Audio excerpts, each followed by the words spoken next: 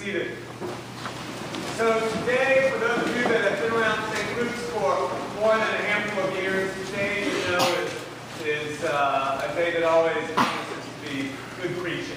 And that's because it comes not from me, but from our youth. We have our missionaries who've returned from the Dominican Republic, who are ready to tell their stories and preach the gospel. And so let me invite all of you to come forward, and those of you who are preaching to have at it, and those of you who are cheering to cheer on.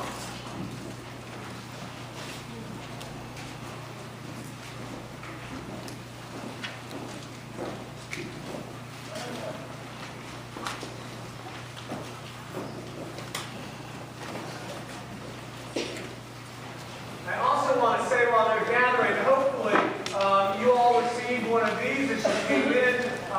Several of the witnesses are reproduced for you here, so you can follow along and take them home and marvel at the thoughtfulness of our missionaries. Jessie. All right. Hi, my name is Jessie Pacey, and when I was thinking about what I wanted to say, I couldn't really think of the right way to say exactly what I wanted to express, so I wrote a poem. Some of the rhymes are a little bit rough, but bear with me. On the 14th of February, we gathered at the church, waited for approval from the luggage ferry, and then we were off with a lurch. The bands were cozy, and we were too, as we bonded and got nosy. Hey, are you texting your boo? The night in the airport was a trip in itself, although the kids did enjoy their fort, hidden behind the TV shelf. Finally, we were off. Paloma was nervous for her very first flight. Although Jerry reassured her we'd soon be aloft, she got worried when 46 seconds passed and she was still sitting tight. The flight was cramped, but we arrived in style, rolled down the ramp, and formed a large luggage pile. Customs was a breeze, so we piled in the van, eager to feel the tease of the AC or a fan. We were welcomed at the camp by posters and balloons. Smiling faces were our lamp, chanting, laughing voices, our opening tunes. Off to church we went, where the songs had no end, and the paint was the wrong tint, but hearty praise to God we did send. The next day we awoke and stumbled out of bed. Zoe, turn it up, I Pope. I'm so over it, she said. We donned our work gloves and hats, piled on the bug spray, brought a couple baseball gloves and bats, and off to the work site today. The group sanded some cubes. It was a tedious job. But they received some bad news. It was all for naught, cried Charlie with a sob. From the few incidents, they learned a valuable lesson. Next time we should bring a belt sander for a more efficient and productive work session. The work was rewarding, with smiling faces all around. Sometimes we just had to sing for the joy that was surround. The cooks certainly treated us well, and food promoted our intergroup ties. All of the kids thought it was swell when they made us French fries. We went down to the river and jumped off the cliff. The water made us shiver, so we were out in a jiff. The journey back was not without trials, as once again we got stuck due to snow and were forced to drive many miles. It was a wonderful week. We made many a friend. Boys' eyebrows were on fleek, but at last it came to an end. Thank you.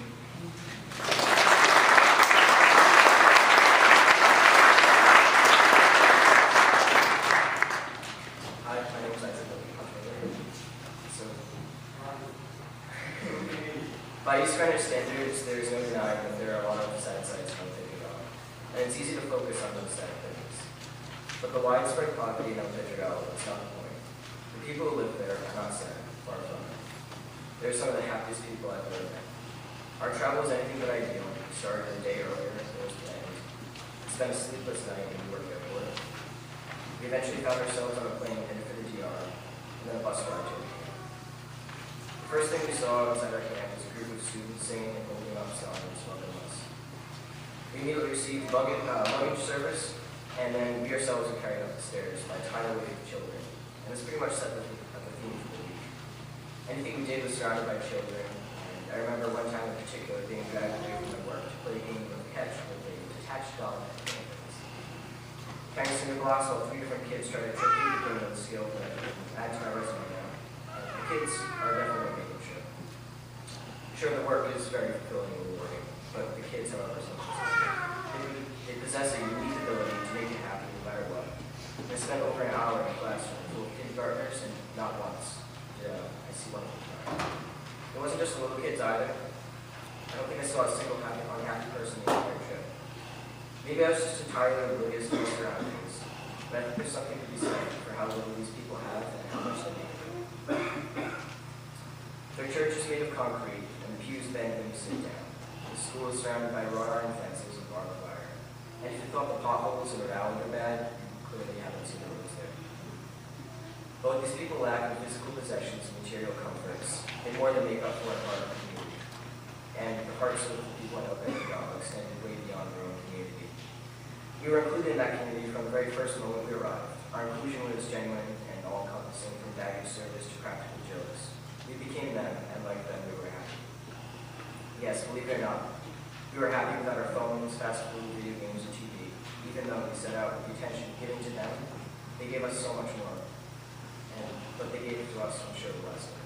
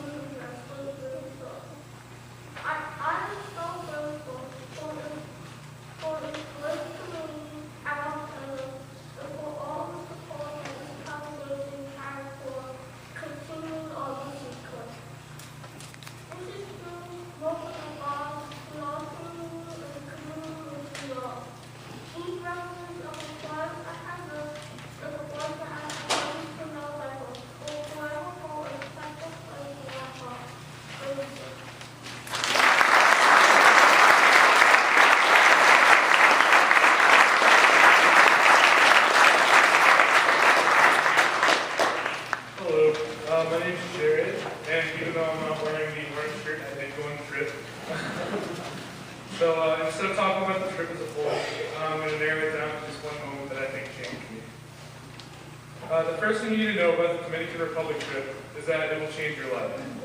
Whether it strengthens your friendship with God or reprioritizes your needs and wants, it will change you, just as it changed me.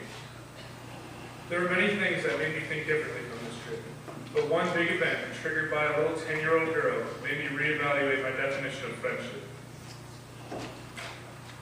This little girl's name is Crystal. If you've been on the trip before, I can guarantee you have heard of or you know this little girl. If you haven't heard of her though, I'll tell you what I know about her. Crystal is 10 years old. She attends school, which is hard to stick with in Portugal. Her house is very small, being made of simple materials, with a cement floor and 2 or 3 rooms that I saw. They have a kitchen and kind of also a family room and a bedroom. From what I've seen, she doesn't have any possessions. However, that doesn't seem to bother her, considering she's not at all materialistic. Anyways, Crystal gave me something of hers that made me think a lot differently. It wasn't something large and expensive, or something beautiful and handcrafted. No, Crystal gave me something that was very small in my hands. She gave me a bracelet. I haven't taken it off since she gave it to me, and it's still on my wrist right now. This might seem like something small and meaningless. However, it was quite the opposite. This meant more to me than anything else she could have given. As you might expect, this bracelet is more than just a little piece of rubber. This bracelet symbolizes the beginning of a friendship, and that's the most wonderful thing she could have given to me. I think about her every time I look at it, and I can't wait to go back one day and hopefully see her again. But it might be a plus if I learn a little more Spanish. So, thank you to all of my amazing chaperones, to all of my new best friends from my J2A class, and to Crystal for changing the way I see life and friendship.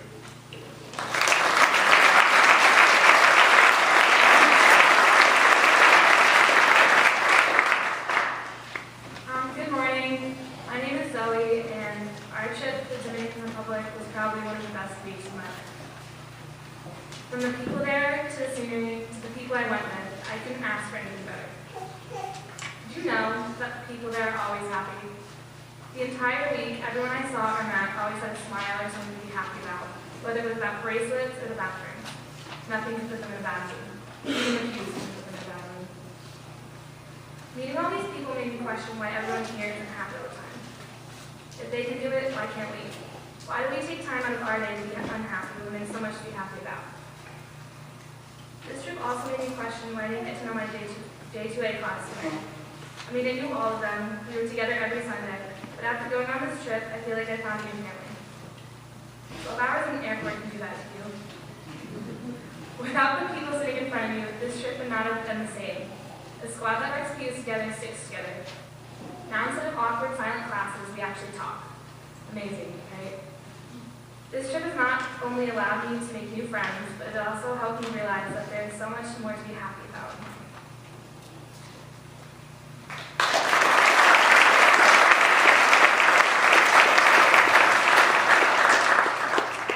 I'm last, just so you know. My name is Meg Stowe, and I've had the opportunity and the pleasure of being this group's J2A leader for the last year and a half. Contemplating just what to share with you all today proved a more significant task than I had originally imagined. Speaking authentically about a significant experience seemed quite familiar and even comfortable, yet as I ran through my typical mental exercises to develop my ideas and put a structure around them, I found myself jumping all over the place. Where do I even begin? What aspect of this experience have I found most significant?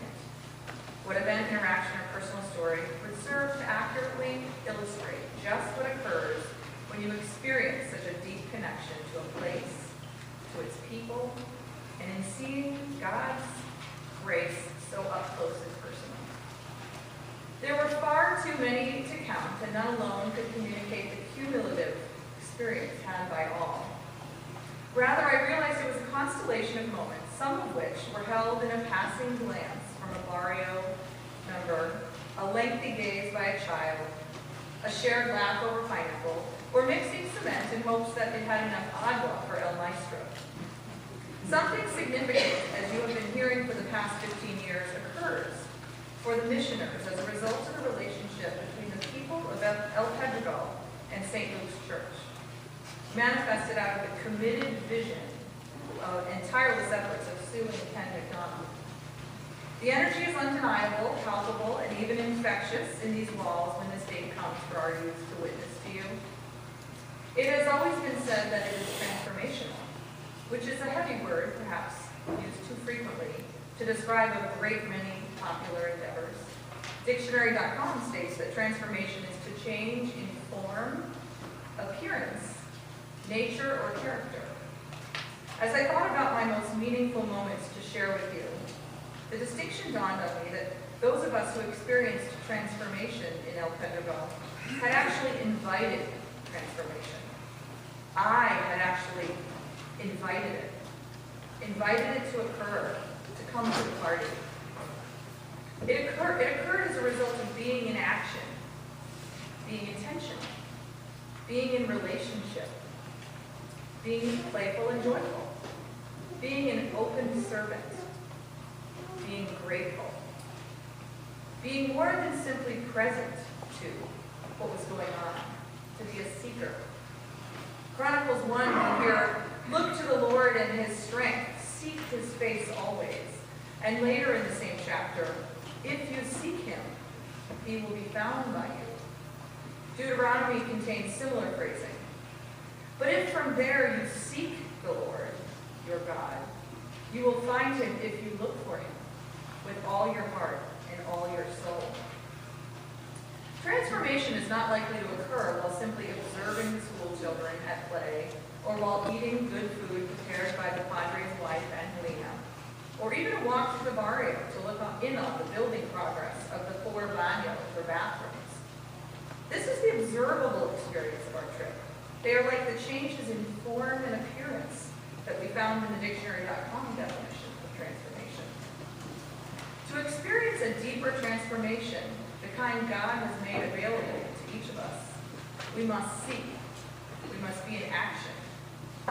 Seek out relationships with kids in the school, like Crystal and Alyssa. Seek gratitude and contentment for the selfless and loving hands that prepared our nourishment for the week. Seek to help those who know and those we don't know, as we share our human experience for dignity and justice, while building cinder block bathrooms alongside the very kindest of El Maestros. In all of this, we must seek out the face of God in others. I saw him everywhere. Only then is one's nature or character transformed. Opportunities for transformation lurked around every corner for me in El Pedregal. True to the very definition of transformation, to change, I am still changing right here in Rhode Island. I just need to call it into being. I need to be in action. Seek and ye shall find.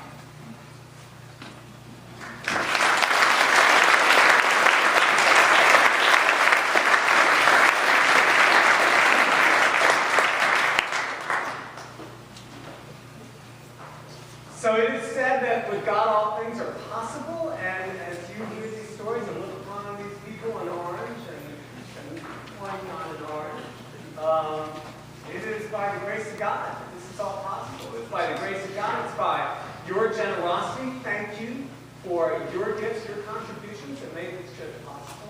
It was by the grace of God that we made it to Newark. On the day of the blizzard, it's by the grace of God that we were welcomed in El Pedregal so warmly. By the grace of God that these young people were willing to give a week of their vacation to hard labor. Don't let the sun hands fool you. It was hard labor. It's by the grace of God that we celebrate today what we share. So thank you for that. Thank you for making it possible. It was a privilege for me to go on a trip with these people. As always, I am so indebted to Susan and Ken McDonald, who are the point persons and leaders on this trip. Thank you so much.